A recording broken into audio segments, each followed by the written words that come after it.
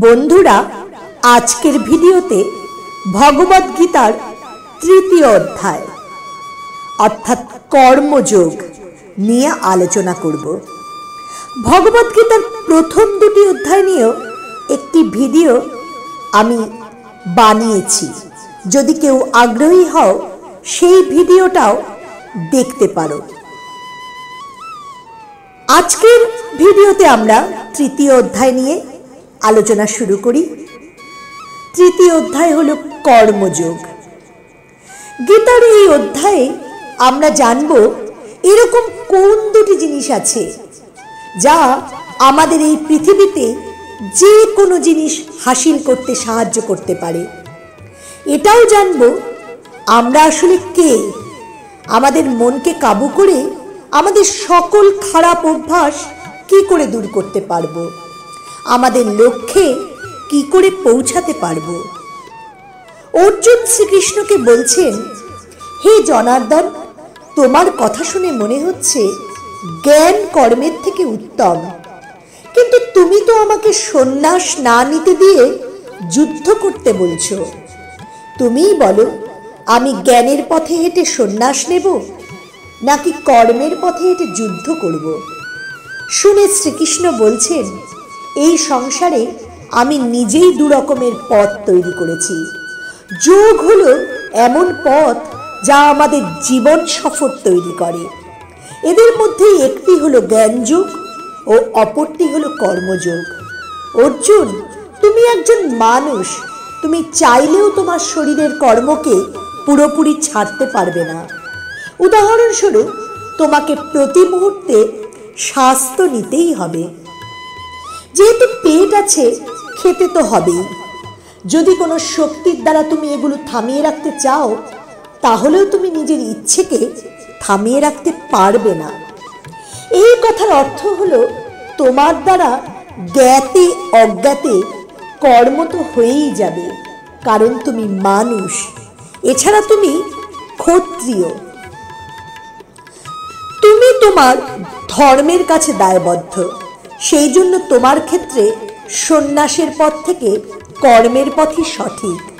সেজন্য তুমি এই কথা ভাবো যে এই কর্ম তুমি নয়, প্রকৃতির গোলাম হয়ে তোমার শরীর করছে। বরং ইচ্ছাকে গুরুত্ব না দিয়ে নিজের কর্ম করো। যদি তুমি নিজেকে নিজের কর্মের কর্তা না ভাবো, তাহলে আমি তোমার কর্তা হব। আর আমি যখন তোমার কর্তা হব, তখন বিনা চাহিদাতেই তোমাকে সব রকমের সুবিধা, সুখ ও রাজ্য দিয়ে দেব, যা তোমার প্রয়োজন হবে। বিনা পরিশ্রমে সুখ, সুবিধা ও রাজ্যের ভোগ যদি করো, তোমাকে চোর বলা হবে এবং তুমি কখনোই পরমাত্মা অর্থাৎ আমার সঙ্গে মিলিত হতে পারবে না। যেরকমভাবে মহান ব্যক্তিরা খাওয়ার জন্য নয়, বাঁচার জন্য খায়, সেরকমভাবেই তুমি পরিণামের জন্য নয়, কল্যাণের জন্য যুদ্ধ করো। অর্জুন, তুমি মনুষ্য শ্রেষ্ঠ, কাজেই তুমি যা করবে তাই তোমার সন্তান অর্থাৎ আগত ভবিষ্যৎ প্রজন্ম করবে। তুমি আমাকে দেখো, আমি তো ভগবান, তাও কেন আমি কর্ম করি? কারণ প্রতিটি আত্মা আমারই ক্ষুদ্র অংশ। কাজেই আমি যা করব প্রতিটি মানুষ তাই করবে, না হলে তো সৃষ্টি ধ্বংস হয়ে যাবে। কেউ যদি তোমার সাথ নাও দেয়, তোমার বিরোধিতাও করে, তাও তুমি কিছু না বলে তোমার কর্ম করে যাও। এরকম করার ফলে সেই মানুষজন কিছু সময় পরে তোমার মতোই কর্ম করতে থাকবে। এই জন্য অর্জুন, কর্মের বন্ধনে বন্দী না হয়ে কোনো আশা, দয়া ও অনুতাপ ছাড়া নিজের কর্তব্য অর্থাৎ যুদ্ধ করো। অর্জুন, নিজের ধর্ম ও কর্মকে সব সময় অন্যের ধর্ম ও কর্ম থেকে মহৎ মনে করা উচিত। এরপর অর্জুন শ্রীকৃষ্ণকে প্রশ্ন করেন, মানুষ যদি পরমাত্মার অংশ হয়, তাহলে তার দ্বারা ভুল হয়ে যায় কেন? সে খারাপ কাজ করে কেন? তখন শ্রীকৃষ্ণ বলছেন, মনুষ্য শরীর ভোগ বিলাস করতে চায়, কারণ তার প্রকৃতি এরূপ। এই জন্য যদি তার ইচ্ছা পূরণ না হয়, তার ক্রোধ আসে। যেরকম ধোঁয়ার জন্য আগুন দেখা যায় না, সেরকম মানুষের কাম, ক্রোধ, লালসার জন্য সে তার নিজের ধর্ম, কর্ম ও পরমাত্মাকে দেখতে পায় না। এই জন্য ক্রোধ ও কামনার বশবর্তী হয়ে মানুষ নিজের ইন্দ্রিয় ও মনের উপর নিয়ন্ত্রণ হারিয়ে ফেলে এবং এর ফলে না চাইলেও ভুল কাজ করে ফেলে।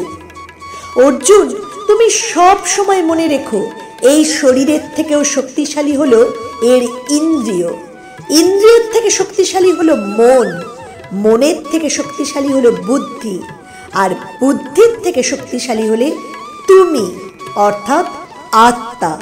সেই জন্য অর্জুন, তুমি তোমার আত্মার দ্বারা নিজের বুদ্ধিকে বশে আনো, বুদ্ধির দ্বারা মনকে বশে আনো, মনের দ্বারা ইন্দ্রিয়কে এবং ইন্দ্রিয় দ্বারা শরীরকে, অর্থাৎ ভুল ও খারাপ কর্মকে। বন্ধুরা, গীতার এই অধ্যায় থেকে আমরা আমাদের বাস্তব জীবনে কি শিক্ষা নিতে পারি? আমাদের জীবনে যে কোনো সাফল্যের জন্য দুটো জিনিসেরই দরকার, একটি হলো জ্ঞান আর একটি হলো কর্ম, অর্থাৎ নলেজ ও অ্যাকশন। নলেজ মানে কিন্তু এরকম নয় যে ধরো যে পরীক্ষার্থী সে কিছু জিনিস মুখস্থ করে জেনে চলে গেল।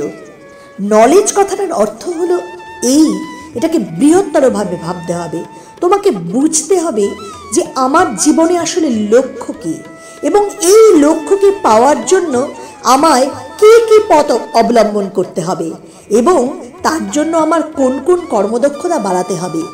এটি হলো নলেজ এবং এটাই হলো জ্ঞানযোগ। এবং এই জ্ঞানযোগকে যখন তুমি কর্মযোগের সঙ্গে মিলিয়ে দেবে, অর্থাৎ অ্যাকশন করবে, তখনই কিন্তু তোমার জীবনে সাফল্য আসবে। এরপরে বন্ধুরা, তোমাদের মনে রাখতে হবে আমরা আসলে কি? আমরা হলাম আত্মা। তাহলে আমরা আমাদের যে কোনো অনুভূতি সেগুলোর থেকে অনেক ঊর্ধ্বে। এই কথা যদি আমরা নিজেদেরকে বোঝাতে পারি, তাহলে আমাদের জীবনে যে কোনো পরিস্থিতিতে আমরা কিন্তু কোনো রকমভাবে আন্দোলিত না হয়ে যে কোনো কাজ করতে পারবো। এবং এ কথাই কিন্তু শ্রীকৃষ্ণ অর্জুনকে বুঝিয়েছেন, যেটা আমাদের বাস্তব জীবনের জন্য প্রতিটি মানুষের জন্যই কিন্তু প্রযোজ্য। আমরা যখনই আমাদের শরীরের ইন্দ্রিয়ের উপরে নিজেদের কর্তৃত্ব নিয়ে আসতে পারবো, আমরা কোনো কিছুর দ্বারা প্রভাবিত হব না, আমাদের মনকে নিয়ন্ত্রণ করতে পারবো, তখনই কিন্তু আমরা যে কোনো কর্মে ফল ভোগ করার ইচ্ছা রাখবো না। আমরা বিনা ইচ্ছেতেই যে কোনো কর্ম করে যাব। আমরা বুঝতে পারবো যে আমাদের কর্মের জন্য আমাদের পরমাত্মা আমাদের তার ফল দেবেন।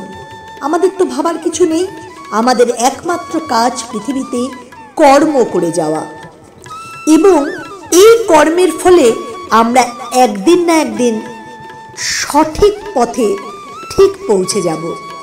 তাহলে বন্ধুরা, তৃতীয় অধ্যায় আমাদেরকে আমাদের জীবনে চলার পথ সঠিকভাবে ঠিক বুঝিয়ে দেয়। এর পরের অধ্যায়গুলো নিয়ে পরবর্তী ভিডিওতে আসব। ভালো থেকো বন্ধুরা।